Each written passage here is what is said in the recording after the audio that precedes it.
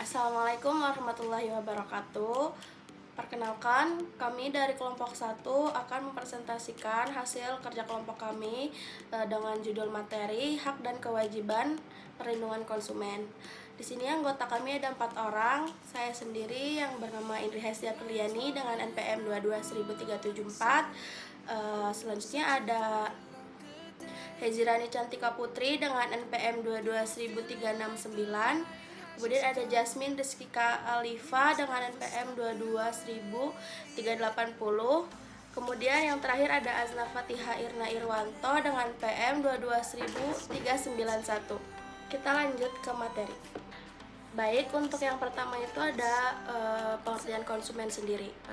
Berdasarkan pasal 1 angka 2 Undang-Undang Perlindungan Konsumen, konsumen itu adalah setiap orang pemakai barang dan atau jasa yang tersedia dalam masyarakat, baik bagi kepentingan diri sendiri, keluarga, orang lain maupun makhluk hidup lain, dan tidak untuk diperdagangkan. Baik, yang dimaksud setiap orang itu di sini dalam hukum itu yang diartikan sebagai subjek hukum. Subjek hukumnya itu mencakup orang perorangan, kemudian badan hukum seperti PT, yayasan, koperasi, kemudian yang ketiga itu badan usaha non hukum seperti CV, firma.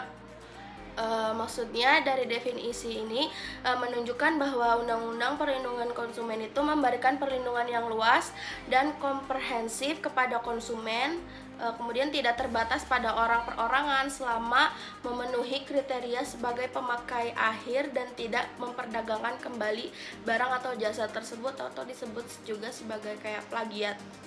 Jadi cakupan pengertian konsumen di sini itu bisa diperluas. Jadi konsumen bisa termasuk ke dalam semua subjek hukum, seperti konsumen korporasi yang merupakan perusahaan atau organisasi yang menggunakan barang dan jasa untuk operasional mereka juga dapat dianggap sebagai konsumen. Yang kedua itu konsumen digital. Dalam era digital, konsumen juga mencakup pengguna layanan online seperti aplikasi, platform e-commerce, dan layanan streaming. Kemudian yang ketiga itu ada konsumen lingkungan. Maksudnya itu dalam konteks keberlanjutan, konsumen juga dapat mencakup entitas yang menggunakan sumber daya alam dan jasa ekosistem. Kemudian yang keempat ada yang konsumen internasional. Dalam konteks globalisasi, konsumen juga dapat mencakup individu dan entitas yang bertransaksi dengan pelaku usaha dari negara lain, sehingga perlindungan konsumen harus mencakup aspek lintas batas. Baik, selanjutnya ada pengertian dari perlindungan konsumen. Yang paling utama itu menurut Undang-Undang Nomor 8 Tahun 1999 yang menyatakan bahwasanya segala upaya yang menjamin adanya kepastian hukum untuk memberi perlindungan konsumen, hak-hak konsumen dari perbuatan pelaku usaha yang merugikan. Kemudian ada beberapa pendapat ahli juga yang mengatakan terkait tanggapan arti pengertian perlindungan konsumen tersebut. Yang pertama itu ada Philip Klotter, seorang ahli pemasaran yang berpendapat bahwasanya perlindungan konsumen itu mencakup semua tindakan yang diambil untuk melindungi konsumen dari praktik bisnis yang tidak adil, penipuan, dan produk yang berbahaya. Perlindungan ini bertujuan untuk memastikan konsumen dapat membuat keputusan yang tepat dan aman dalam berbelanja. Yang kemudian yang kedua ada dari BPKN atau kepanjangan dari Badan Perlindungan Konsumen Nasional, beranggapan bahwa perlindungan konsumen ini sebagai upaya untuk menjamin hak-hak konsumen dalam bertransaksi, termasuk untuk mendapatkan informasi yang benar serta hak untuk mendapatkan ganti rugi. BPKN ini berperan untuk mengawasi dan menegakkan hukum perlindungan konsumen. Terakhir dari Muhtar Kusuma Atmaja, menurut beliau perlindungan konsumen adalah keseluruhan asas-asas dan kaidah-kaidah hukum yang mengatur mengenai hubungan dan masalah antara berbagai pihak yang berkaitan dengan barang dan jasa dalam kehidupan masyarakat. Kemudian ada perlindungan konsumen, mencakup berbagai aspek yang bertujuan untuk melindungi hak-hak konsumen dalam bertransaksi dan menggunakan barang atau jasa. Yang pertama itu perlindungan hukum. Untuk menyatakan bahwa perlindungan yang diberikan melalui undang-undang dan regulasi yang mengatur hak dan kewajiban konsumen serta pelaku usaha. Contohnya itu diatur dalam Undang-Undang Nomor 8 Tahun 1999 tentang perlindungan konsumen di Indonesia yang mengatur hak-hak konsumen dan sanksi bagi pelanggaran. Yang kedua itu ada perlindungan informasi yang melindungi dan memastikan konsumen mendapatkan informasi yang akurat, jelas, dan tidak menyesatkan tentang produk atau jasa yang mereka beli. Contohnya itu labeling yang jelas pada produk, iklan yang tidak menipu, dan transparansi dalam harga. Yang ketiga ada perlindungan kesehatan dan keselamatan. Perlindungan yang menjamin bahwa barang dan jasa yang ditawarkan aman untuk digunakan dan tidak membahayakan kesehatan konsumen. Contohnya itu standar keselamatan produk, kemudian ada pengujian kualitas dan regulasi tentang bahan berbahaya. Kalau itu udah ada izin edar dari BPOM ya. Kemudian yang keempat itu ada perlindungan terhadap praktik bisnis yang tidak adil. Perlindungan yang melindungi konsumen dari praktik bisnis yang curang, penipuan, dan eksploitasi. Contohnya itu larangan terhadap iklan yang menyesatkan, penjualan paksa, dan praktik penipuan lainnya. Yang kelima ada perlindungan tentang diskriminasi. Perlindungan ini yang memastikan bahwa semua konsumen diperlakukan secara adil tanpa diskriminasi berdasarkan ras, jenis, kelamin, agama, atau status sosialnya. Contoh itu kebijakan yang melarang diskriminasi dalam pelayanan dan penjualan. Kemudian keenam ada perlindungan terhadap hak untuk memilih. Perlindungan ini yang memberikan konsumen hak untuk memilih produk atau jasa yang sesuai dengan kebutuhan dan preferensi mereka. Contohnya itu kebebasan untuk memilih antara berbagai merek dan jenis produk tanpa tekanan dari pihak manapun. Yang ketujuh ada perlindungan ganti rugi. Perlindungan ini yang memberikan hak kepada konsumen untuk mendapatkan ganti rugi jika mereka mengalami kerugian akibat produk cacat atau layanan yang tidak memuaskan. Contohnya itu kebijakan pengembalian barang bergaransi dan kompensasi atas kerugian yang dialami. Yang terakhir itu ada perlindungan konsumen dalam transaksi elektronik. Perlindungan yang seharusnya ditunjukkan untuk konsumen yang bertransaksi secara online mengingat risiko yang lebih tinggi dalam lingkungan digital.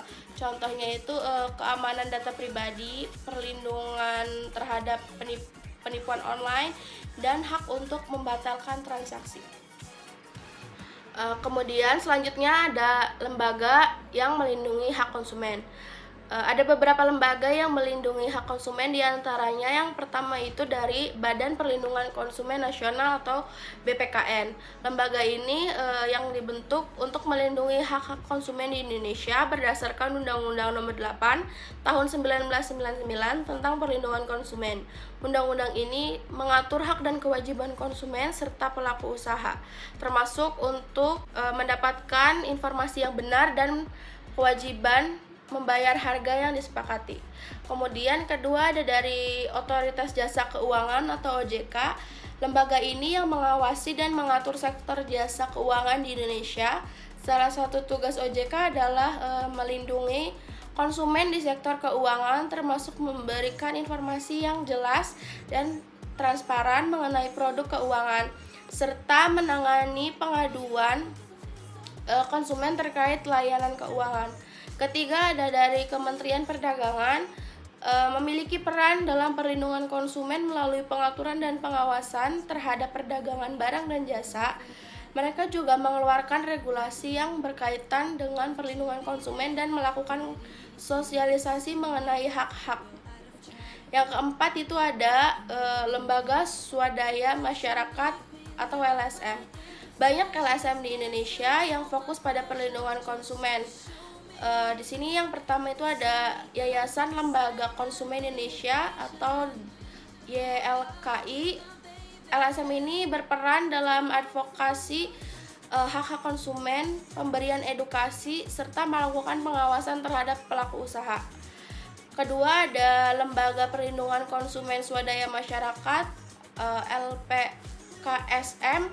Lembaga ini berfokus pada perlindungan hak-hak konsumen dan memberikan bantuan hukum kepada konsumen yang mengalami masalah. Yang terakhir itu ada dari Komisi Pengawas Persaingan Usaha atau KPPU yang berfokus pada pengawasan praktik persaingan usaha yang sehat. Mereka berperan dalam melindungi konsumen dari praktik monopoli dan persaingan tidak sehat yang dapat merugikan konsumen. Perkenalkan, nama saya Azna Fatiha Irna Irwanto dengan NPM 2200391. Saya di sini akan menjelaskan tentang hak-hak konsumen.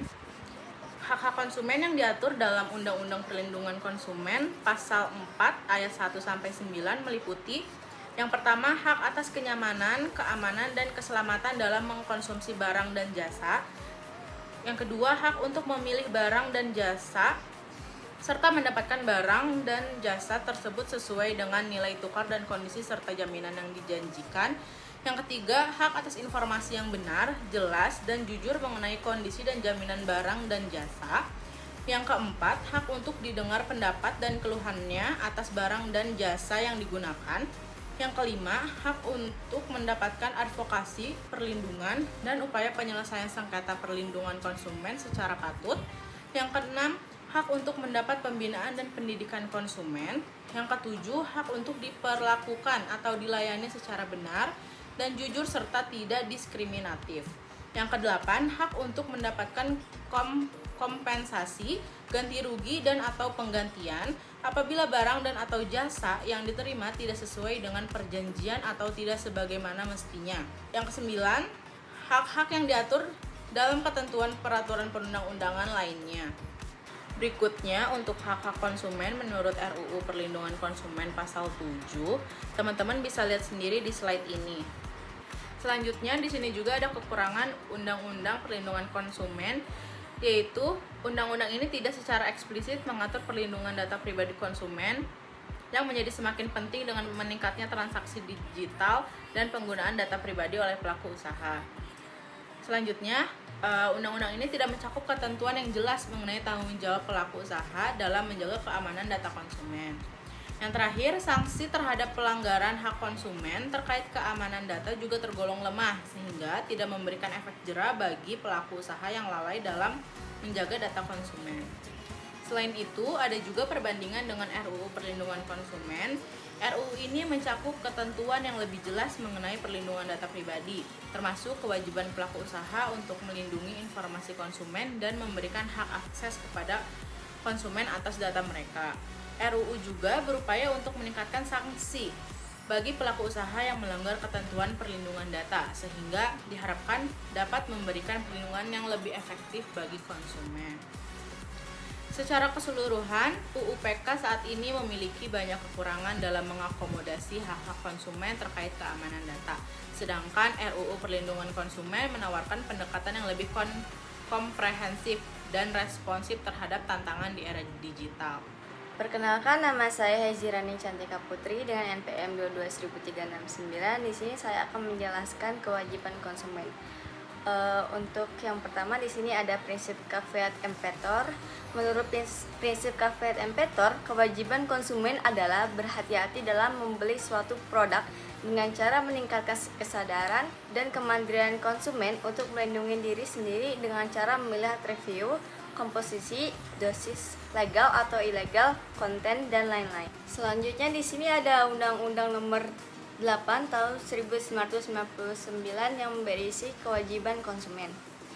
Kewajiban konsumen adalah yang pertama, membaca atau mengikuti petunjuk informasi dan prosedur pemakaian atau pemanfaatan barang dan atau jasa demi keamanan dan keselamatan.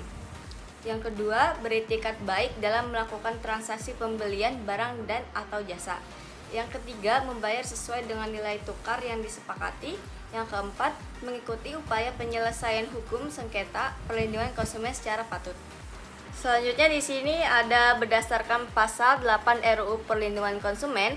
Dalam penyelenggaraan perlindungan konsumen, konsumen memiliki kewajiban yang pertama, membaca, mendengarkan, memahami, dan mengikuti petunjuk penggunaan barang dan atau pemanfaatan jasa demi keamanan, kenyamanan, dan keselamatan. Yang kedua, membaca, memahami, dan melaksanakan dengan benar perjanjian dan atau dokumen penggunaan barang dan atau jasa. Yang ketiga, memberikan informasi dan atau dokumen yang jelas, akurat, benar, dan tidak menyesatkan. Yang keempat, beritikat baik dalam melakukan transaksi barang dan atau pemanfaatan jasa. Yang kelima, membayar sesuai dengan nilai tukar barang dan atau jasa yang disepakati dengan pelaku usaha barang dan atau penyedia jasa. Yang keenam, mengikuti upaya penyelesaian sengketa konsumen sesuai dengan ketentuan peraturan perundang-undangan. Selanjutnya saya akan menjelaskan perbedaan pasal 5 Undang-Undang Nomor 8 Tahun 1999 dengan pasal 8 RUU Perlindungan Konsumen. Pasal 5 Undang-Undang Nomor 8 Tahun 1999 ini lebih menekankan hak konsumen untuk mendapatkan informasi yang benar dan pelayanan yang sesuai dengan standar yang ditetapkan. Kelebihannya yaitu yang pertama, perlindungan yang jelas bagi konsumen. Yang kedua, meningkatnya transparansi. Yang ketiga, mendorong pelaku usaha untuk lebih bertanggung jawab. Kekurangannya yaitu kurangnya penegakan hukum dan peran konsumen yang terbatas. Sedangkan pasal 8 RUU Perlindungan Konsumen, pasal ini lebih menekankan kewajiban pelaku usaha untuk menyediakan informasi yang jelas dan benar. Kelebihannya yaitu yang pertama, meningkatkan tanggung jawab pelaku usaha. Yang kedua, mendorong persaingan yang sehat. Yang ketiga, mengurangi sengketa. Lalu kekurangannya ada potensi beban administratif bagi pelaku usaha. Yang kedua, kurangnya sanksi atau pengawasan. Yang ketiga, kesulitan dalam standar informasi. Nah, nama saya Jasmine dengan NPM 22380. Di sini saya akan menjelaskan mengenai contoh kasus dari pelanggaran hak dan kewajiban konsumen. Untuk kasus yang pertama, seperti yang bisa teman-teman lihat, ada kasus pencurian coklat di Alfamart. Kasus tersebut menurut analisis saya itu yang pertama melanggar kewajiban konsumen, yaitu kewajiban untuk beretikat baik dalam melakukan transaksi pembelian barang atau jasa, karena di sini ada tindakan pencurian atau pengambilan barang tanpa membayar. Itu sudah jelas memperlihatkan etikat yang tidak baik dari pembeli. Yang selanjutnya adalah konsumen melanggar kewajiban mengikuti upaya penyelesaian hukum atau sengketa perlindungan konsumen secara patut. Walaupun akhirnya konsumen tersebut membayar, tapi tindakan awal pencurian itu melanggar prosedur transaksi yang patut. Harusnya tuh konsumen ya kayak hal normal aja membayar, membeli barang, membawa ke kasir dan membayar. Lalu yang terakhir, konsumen tidak memenuhi kewajiban membayar sesuai dengan nilai tukar yang disepakati. Di sini tuh tindakan awal mencuri sudah sangat menunjukkan niat untuk tidak membayar sesuai nilai yang disepakati. Oke, yang selanjutnya ada kasus gagal ginjal pada anak diakibatkan oleh obat sirup yang mengandung bahan berbahaya. Hal ini menurut saya melanggar hak dari konsumen, yaitu yang pertama ada hak atas kenyamanan, keamanan, dan keselamatan dalam mengonsumsi barang. Di sini tuh sudah jelas terlanggar karena obat sirupnya mengandung bahan yang berbahaya dan keselamatan konsumen yaitu anak-anak terancam, bahkan ada yang sudah sampai gagal ginjal. Dan produsen di sini gagal menjamin keamanan produk mereka. Lalu yang selanjutnya, hak atas informasi yang benar, jelas dan jujur mengenai kondisi dan jaminan barang atau jasa. Karena pada obat ini sudah jelas terlanggar karena konsumen gak dapat informasi sama sekali tentang kandungan berbahaya dalam obat tersebut. Lalu komposisi obat yang tercantumnya tidak mencerminkan kandungan yang benar. Terus kurangnya transparansi mengenai resiko produk. Yang selanjutnya adalah hak untuk didengar pendapat dan keluhan atas barang atau jasa yang digunakan. Di sini terpenuhi dengan adanya investigasi dari Kemenkes dan BPOM. Terus pemerintah merespon keluhan masyarakat dengan melakukan penyelidikan dan adanya tindak lanjut berupa penarikan produk dari peredaran. Lalu yang selanjutnya ada hak untuk mendapatkan advokasi, perlindungan, dan upaya penyelesaian sengketa perlindungan konsumen secara patut. Di mana pada kasus ini terpenuhi karena adanya tindakan dari pemerintah untuk melindungi konsumen. Terus BPOM mengumumkan merek-merek obat yang berbahaya dan dilakukan penyelidikan serta penarikan obat tersebut. Lalu yang terakhir ada hak untuk mendapatkan kompensasi atau ganti rugi. yang pada kasus ini tidak ada kompensasi atau ganti rugi kepada para korban. Oke, yang terakhir adalah kasus yang sering kita rasakan di saat berkembangnya marketplace seperti sekarang, yaitu ketidaksesuaian barang yang kita terima dengan barang yang kita lihat pada marketplace yang akan kita beli. Yang di sini tuh menurut saya melanggar hak konsumen yang tertera pada Undang-Undang Nomor 8 Tahun 1999, yaitu hak atas informasi yang benar, jelas, dan jujur mengenai kondisi dan jaminan barang dan atau jasa. Hal ini sudah jelas terlanggar karena apa yang ada pada deskripsi produk yang ada di marketplace dan apa yang kita terima berbeda. Lalu yang selanjutnya, penjual sama dengan memberikan informasi yang menyesatkan dan konsumen jadi tidak memiliki gambaran yang akurat. Lalu yang selanjutnya, hak untuk memilih barang dan atau jasa. Kita mendapatkan barang dan atau jasa tersebut sesuai dengan nilai tukar, kondisi serta jaminan yang dijanjikan. Di sini tidak ada hal-hal tersebut karena mereka menerima barang-barang tersebut dengan tidak sesuai. Lalu yang terakhir adalah hak atas kenyamanan itu terlanggar karena dari segi kenyamanan tentu kalau ekspektasi kita tidak terpenuhi itu tidak nyaman, lalu menimbulkan ketidakpercayaan konsumen untuk berbelanja di marketplace. Lalu yang terakhir adanya ketidaknyamanan dan ketidakpercayaan dalam proses berbelanja. Dan selanjutnya ada hak untuk mendapatkan kompensasi, ganti rugi, dan atau penggantian. Pada kenyataannya, terkadang ketika kita mendapatkan produk yang salah, pada kasus ini jarang untuk kita bisa meminta ganti rugi karena terkadang pihak produsen tidak mau mengirimkan balik atau mungkin ketika dikirimkan malah barang kita tidak kembali. Jika ada yang ingin dipertanyakan, bisa didiskusikan nanti di kelas. Itu saja mungkin yang bisa kelompok kami sampaikan. Kurang dan lebihnya kelompok kami memohon maaf. Billahi taufiq wal hidayah. Wassalamualaikum warahmatullahi wabarakatuh.